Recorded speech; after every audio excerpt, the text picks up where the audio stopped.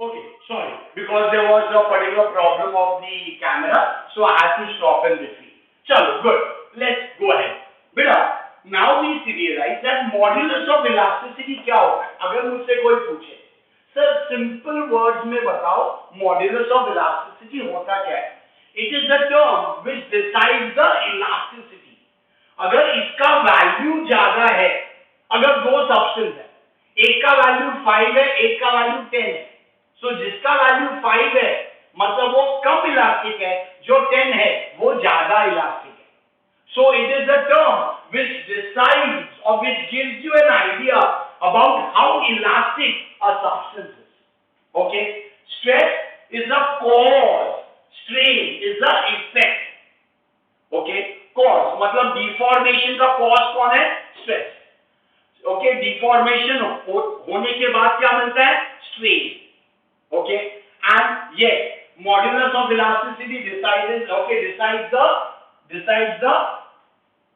value decides how much elastic a substance can be. Okay, having done that, चलो एक और term ले लेते हैं जिसको हम बोलते हैं compressibility. आप सुनोगे इस बात को. Compressibility denoted by the small letter K का फॉर्मूला है reciprocal of bulk modulus. Sir ये बल्क मॉड्यूलस क्या है कि मैंने यहां पे लिखा था types of modulus of elasticity. एक टाइप कौन सा होता है? बल्क मॉड्यूलस वाला टाइप होता है. तो उसका रेसिप्रोकल मतलब जो भी ये है इसका उल्टा, मतलब इसका ऐसा यूनिट में से कोई पूछेगा ना, मैं इसका उल्टा लिखेगा 1 upon kg per meter per second square. मतलब क्या? kj minus 1. It is m1 s2. चलो डायमेंशन बोलो. Dimension is m minus 1 l1 t2. उल्टा एग्जैक्टली उल्टा. Okay, compressibility. एक और टर्म बता देता हूं, Poisson ratio. What is Poisson's ratio का फॉर्मूला? Poisson's ratio का फॉर्मूला आपको नहीं मालूम है, डोंट पैनिक, मैं आपको बता रहा हूं मैं. ओके, बिकॉज ये आगे चैप्टर आप पढ़ोगे इलास्टिसिटी में ये सब आएगा.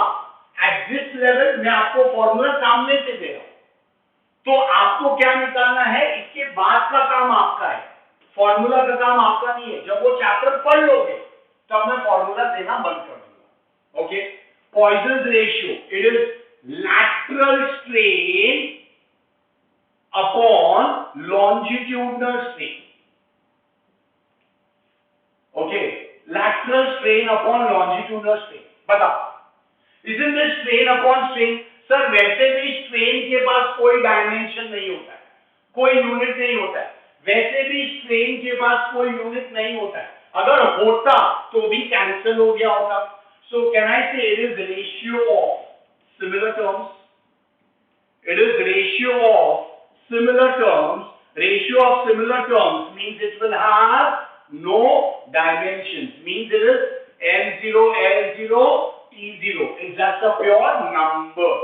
It is just a pure number. That is your Poisson's ratio. Okay. That is about your sum terms from chapter elasticity. Stress, strain, modulus of elasticity, types of strain. Her strain का dimension same, हर strain का dimension same, her modulus of elasticity का dimension same. Compressibility, reciprocal of bulk modulus. Poisson's ratio of strain. So no dimensions for that. ये आप पढ़ने वाले हो in the chapter elasticity. Now, बेटा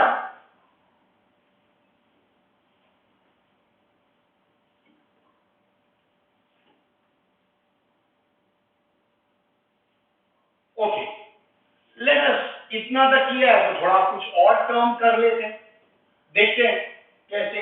कुछ फनी टर्म्स मुझे आपको बताना है. मेरे को बड़ा मजा आता है वो सब टर्म्स करने में, मेरे को बड़ा मजा आता है. Okay, we just finished up till 35 था ना. चलो 36. आप सुनोगे लीनियर डेंसिटी, यहां पे आके गाड़ी अटक जाएगी। सर डेंसिटी तो सुना है, लीनियर डेंसिटी क्या होता है? बेटा एक बात बता, when I talk about bodies, there are how many types of bodies? 3 types of body, one dimensional, two dimensional, three dimensional। जैसे अगर मैं एक रॉड की बात करूं, rod is along a line ना, तो वन डायमेंशन बॉडी। अगर मैं आपका एक पेज की बात करूं, एक page, it is two dimensional body, it has two axes, x and y axis। if I talk about a sphere, cylinder, it is a three dimensional body। so we can have one dimensional body, we can have two dimensional body, we can have three dimensional body। so there are different types of bodies which are 1D, 2D, 3D। now if you have a one dimensional body, so the density which is defined for a one dimensional body is called as linear density। linear density क्या होता है? it is your density for a one dimensional body, 1D body। 1D body मतलब rod हो गया, string हो गया, string धागा, डोरा, मांझा, कुछ भी कह। formula for that is what? mass upon length। what is the SI unit of that beta? it is kg per meter। dimension बता, dimensions of that beta will be m1 l minus 1 t 0। that is your linear density। एक और density की बात करते हैं, उसको बोलते हैं सरफेस डेंसिटी। सरफेस डेंसिटी क्या होता है? it is the density for 2D body, two dimensional body, like a plate, circular plate, square plate, rectangular plate, कुछ भी हो। but if you have a two dimensional body, उसमें जो density define होता है उसको बोलते हैं surface density। formula for that is your mass upon area। यहाँ पे क्या था? mass upon length। सर मेरे को कैसे मालूम पड़ेगा कौन सा डेंसिटी कब लेने का? सिंपल, जैसा देख वैसा बेच। Means if you have a one dimensional body, अगर एक रॉड है, रॉड में can you define surface density? No ना, you can define only linear density. Okay, अगर प्लेट है, plate, you can define surface density, mass upon area. SI unit for that will be what? kg per meter square। Dimension क्या रहेगा उसका? Dimension is m1 l minus 2 and t 0। तीसरा density एक आता है जिसको हम बोलते हैं वॉल्यूम डेंसिटी। यस, ये आपने सुना हुआ है, वॉल्यूम डेंसिटी जनरल बात होती है। Volume density is mass upon volume. ये कब डिफाइन करते हैं? It is the density for three dimensional body. density for three dimensional body। what is the SI unit for that? it is kg per meter cube। dimension for that is m1 l minus 3 t 0। okay, so it is linear density, surface density। so अब समझ में आया density जो हम बोलते हैं, एक नहीं दो नहीं भाई, तीन डेंसिटी होता है। सर कैसे मालूम पड़ेगा कब कौन सा डेंसिटी लेने का? बस क्या, it all depends upon the type of the body। बेटा अगर one dimensional body तो linear density, two dimensional body surface density, three dimensional body volume density ना। so जैसा body रहेगा वैसा हम density define करते हैं। ओके, इसलिए मैंने बोला कि कुछ अलग देखने को हमको मिलता है, कुछ नया देखने को मिलता है। ओके, चलो something very simple, time period। okay, formula for time period is time। SI unit second। so dimensions बेटा n0 l0 t1, कोई बड़ी बात नहीं। okay, if I now say something called as frequency का formula स्कूल में किया था, it is reciprocal of time period। देखा, फ्रीक्वेंसी के पहले टाइम पीरियड इसलिए किया था ताकि हमको समझ में आ जाए। किसका मतलब क्या होता है? Frequency is the reciprocal of time period. ऐसा यूनिट क्या रहेगा बेटा? इट इज 1/सेकंड, that is second inverse. Dimension बचा m0 l0 t -1, t -1। then after frequency of, चलो ये बात करते हैं, वेट और टेंशन और सेंट्रीपिटल फोर्स, ये सभी ने सुना हुआ है स्कूल में, नहीं सुना है don't panic. What is weight? Weight is the gravitational force. What is tension? Tension क्या होता है? सपोज मेरे पास में एक रॉड है, रॉड नहीं, वायर, स्ट्रिंग, धागा, डोरा, मांझा, उसके नीचे मैंने बॉडी लगाया, तो कहने से इसके ऊपर weight of the body is acting downwards.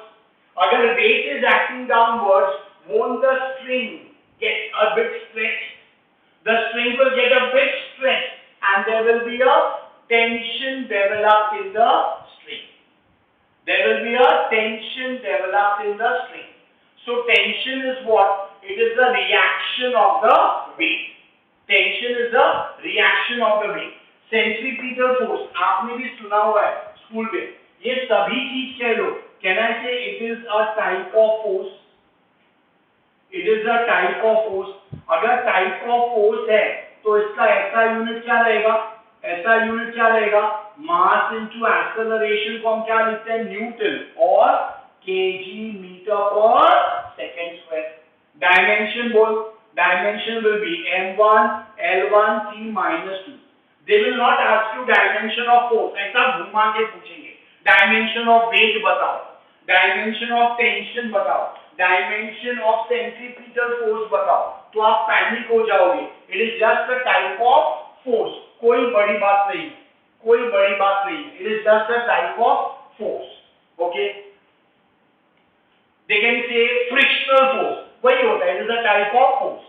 Okay, something called as coefficient of friction. Coefficient of friction, आपको मालूम है फ्रिक्शन क्या होता है? Friction is opposition for motion, opposition for motion. कौन सा सरफेस कितना ज्यादा फ्रिक्शन दे सकता है, वो ये टर्म डिसाइड करता है। अगर ये टर्म ज्यादा है मतलब ज्यादा फ्रिक्शन है, ये टर्म कम है तो कम फ्रिक्शन होता है। स्मूथ सरफेस के लिए ये कम होता है, रफ सरफेस के लिए ये वैल्यू ज्यादा होता है। इसका फॉर्मूला आपको नहीं आता है, don't panic, I will give you the hint. formula for that will be equal to formula for this will be your frictional force upon normal reaction. Means in other words, it is force upon force. So अगर कोई मुझसे इसका ऐसा unit पूछे तो मैं क्या लिखूंगा? It is the ratio of similar terms. It is the ratio of similar terms. So इसका डायमेंशन क्या हुआ बेटा? Dimension is m0 l0 t0 because हमको मालूम है dimension of ratio of similar terms always gives you dimensionless quantity. Dimensionless quantity. Okay. एक question जो बहुत बारी एग्जाम में आता है, it is called as moment of inertia. आपको नहीं मालूम है, don't worry, I'll give you the formula. Moment of inertia is what? Mass into distance का square. Sir, am I supposed to remember all these things? नहीं, वही तो मैं आपको समझा रहा हूं। नहीं, जो बेसिक आपने 10th स्टैंडर्ड में टर्म्स पढ़े हैं वो टर्म्स के सिर्फ फॉर्मूले आपको आने चाहिए।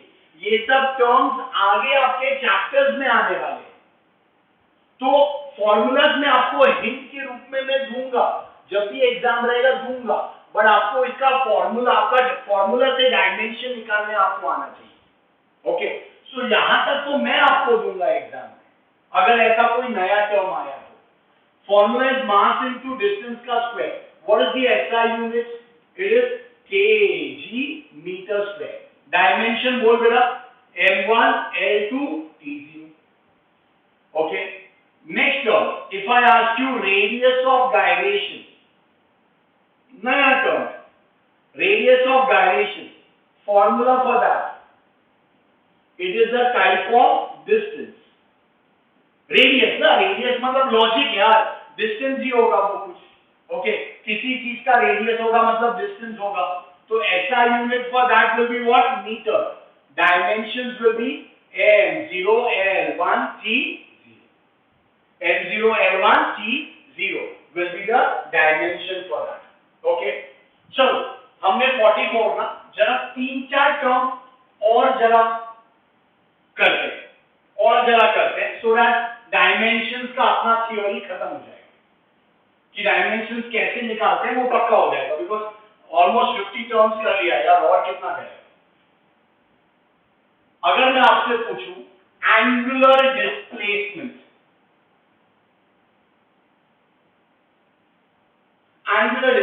बेटा सुन, अगर कोई बॉडी लीनियर मोशन करती है, स्ट्रेट लाइन मोशन करती है, स्ट्रेट लाइन मोशन में कौन सा डिस्प्लेसमेंट आएगा, लीनियर डिस्प्लेसमेंट, जिसका यूनिट क्या होता है, मीटर होता है. वापस if you have a straight line motion, linear motion, translational motion, rectilinear motion, सबका मतलब सेम होता है भाई. सो अगर एक लीनियर मोशन है तो उसमें डिस्प्लेसमेंट भी स्ट्रेट लाइन में होगा, तो डिस्प्लेसमेंट का यूनिट क्या होगा, मीटर होगा. लेकिन अगर कोई बॉडी एंगुलर मोशन करता है, सर्कुलर मोशन करता है, रोटेशनल मोशन करता है, तो उसमें कौन सा डिस्प्लेसमेंट आएगा, एंगुलर डिस्प्लेसमेंट. इसका फॉर्मूला क्या है, angular displacement is angle, SI unit of angle is what, radian, and radian का डायमेंशन क्या होता है बेटा, m0 l0 t0, हम कर चुके हैं पहले. Okay so they will not ask you angle का डिस्प्ले, एंगल का dimension, they will ask you angular displacement का डायमेंशन. देख घुमा के बोल रहा, कोई दिक्कत नहीं. Okay next is if I now ask you angular velocity, इसको हम थीटा से रिप्रेजेंट करते हैं, एंगल है ना बेटा. Angular velocity denoted by the letter omega, omega ऐसे लिखते हैं, W को लेने का थोड़ा अंदर डालने का, बोलेगा omega, this is omega, that is the formula का नाम, सिंबल का नाम. What is the formula for that angular velocity, बेटा वेलोसिटी का डेफिनेशन बता. Velocity is what, displacement upon time. So इसका फॉर्मूला क्या आएगा, angular displacement upon time, angular displacement upon time. ऐसा यूनिट बता दे मेरे को, ऐसा unit will be radian per second. Radian का तो कोई डायमेंशन होता नहीं है, सो बचा क्या, 1 upon time, m0 l0 t-1. Okay, if I say angular acceleration, that is denoted by the letter alpha. ये क्या था, theta. Angular displacement theta, angular velocity omega, angular acceleration alpha. Formula for that general बात कर, acceleration का general definition क्या है, change in velocity upon time. So this is change in angular velocity upon time, change in angular velocity upon time. Okay ऐसा unit velocity का, ऐसा unit radian पर second upon second. Finally क्या हो गया देख, रेडियन पर सेकेंड स्क्वायर, रेडियन पर सेकेंड स्क्वायर. डायमेंशन क्या बेटा, it is m0 l0 t minus 2, m0 l0 t minus 2. okay, t minus 2, that is angular displacement, angular velocity, angular acceleration. okay, angular momentum आपको नहीं मालूम, I am giving you the formula. Angular momentum का formula, it is linear momentum multiplied by perpendicular distance. Linear momentum क्या होता है बेटा, mass into velocity into distance. ये formula मैंने आपको दिया बिकॉज आपको एंगुलर मोमेंटम क्या होता है मालूम नहीं. जब एंगुलर मोशन आएगा तो उसमें एंगुलर मोमेंटम आएगा, जब लीनियर मोशन होगा तो उसमें लीनियर मोमेंटम आता है. ओके ऐसा therefore this will be kg. Velocity is meter per second into meter. कितना हो गया फाइनली? kg मीटर स्क्वायर पर सेकेंड. डायमेंशन क्या हो गया बेटा? m1 l2 t minus 1. That is your dimensions. Okay. So guys, this is your dimensions of. We have done 48 terms यार, बहुत कर लिया, बहुत कर लिया. मैं वापस आपको समझा रहा हूँ. बेटा क्वांटिटीज का कोई अंत नहीं है. You can have it on and on and on. I am giving you, by the end of this lecture, I am going to give you a list of quantities. Some 200 odd quantities. So उतना याद रखने का नहीं देगा. I will give you the name of the quantity and the chapter to which it belongs to. So अगर एक कोई नया टर्म आपने बुक में देखा, because आपको आदत है ना रेफरेंस बुक्स रिफर करने का, जब कोई नहीं बोलेगा तो आप ज्यादा देखो. कोई बोलेगा ना ये काम मत करो तो आप ज्यादा करो. So when I am saying that don't refer books as of now, so you will refer. I know that. So when you refer the books, if you see a term impedance, reactance, okay, now power factor, resistive, okay, now you will reactance, ऐसा कुछ नए नए terms, capacitance, dielectric constant, intensity, electric intensity, ये सब जब terms सुनोगे आपका दिमाग चकरा जाएगा. तो इसीलिए मैं आपको एक 5 या 6 पेज का एक शीट भेज रहा हूं. उसमें आप टर्न करके आपको देखना है वो टर्म कहां डिफाइन, कहां दिया है और वो कौन से चैप्टर का है. तो आप देखोगे वो chapter belongs to electromagnetic induction. अभी तक वो चैप्टर आपका हुआ नहीं है, तो you don't need to panic. Sir हमने ये चैप्टर किया नहीं इसलिए मुझे ये टर्म आता नहीं है. तो अगर बुक में ऐसा कोई टर्म है तो बट ऑब्वियस जब आपका पूरा सिलेबस हो जाएगा तब तक तो वो क्वांटिटी आप पढ़ लोगे, और क्वांटिटी आप पढ़ लोगे मतलब उसका फॉर्मूला आपको आता रहेगा, तो उसका डायमेंशन निकालना आसान हो जाएगा. So after 2 years you will know everything, but as of now at this primary junction you cannot have everything. इसीलिए मैंने 48 टर्म्स जो फ्रीक्वेंटली आस्क्ड होते हैं, जो बहुत बारी बहुत बुक्स में दिखाई देता है, वो मैंने आपको बता दिया. But this is not the end of it. That is why I am going to give you that sheet. So in case, if you see a term, you can go to that sheet, see which chapter does it belong to, and since that chapter you have not done, you are relieved कि मेरे को ये chapter, ये quantity इसलिए नहीं आता है because ये chapter नहीं किया. So जब ये chapter होगा तब मेरा हो जाएगा. तो बुक के बगल में आप लिख दो wait for magnetic effect of electric current, wait for magnetism, electrostatics, wait for atom molecule nuclear, wait for elasticity. ये सब जो टर्म्स लिखाया था, सॉरी इसके पहले वाला, elasticity, moment of inertia, rotational motion में आएगा, angular displacement, angular velocity, angular acceleration, circular motion में आएगा. सो जब आप लिख सकते हो तो कोई दिक्कत नहीं, आपको टेंशन नहीं आएगा. ओके, एज ऑफ नाउ आपको क्या करना क्या है, you have to write all these terms in your notebook. Notebook में लिख के इसके फोटोज आपको सबमिट करने हैं. You have to submit the photos of all these terms so that I know that you have written it down. You have to submit it down. If you don't submit it, take a word from me. On Sunday test, you will be marked absent. Simple. 0. Your marks will not be counted. आपको college रोज में marks आपको आएगा, लेकिन यहाँ तो मेरे हाथ में है ना, सिस्टम में अपडेट करना नहीं करना वो मेरे हाथ में. I will write it 0 and I will write it also. Homework not submitted on the said day. Hence 0. Khatam. And don't dare to ask your parents to give me a call. That sir, मेरे बेटे को इस बार relieve कर दो, मेरी बच्ची को relieve कर दो. No. Homework has to be done. Doubts? No issues. We will meet. We will Zoom session लेंगे. We will have interactive sessions. We will do it. कितनी बार भी करो. You can speak to your seniors. They know what we do. What is the level of work which we do. Nothing to brag about it. No, not at all. It is only both. When teachers and students, when we both work hard, only then results will come. And the results are that way. Today we have 180 on 180 in physics. All India rank 1 in physics NEET का, okay CET का भी आने वाला है पक्का. There will be some good students we are looking forward towards that, but it's too early to speak about them now.